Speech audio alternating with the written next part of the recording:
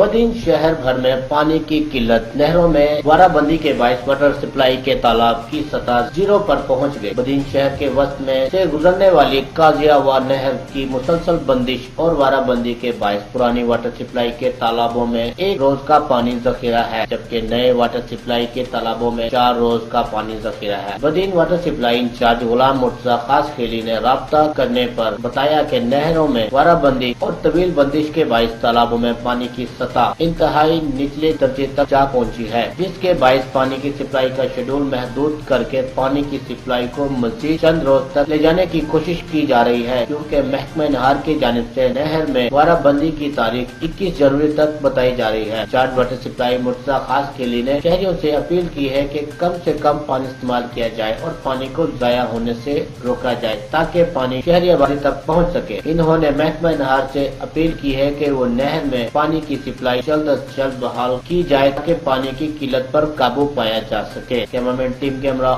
Sheikh Raj news Badin.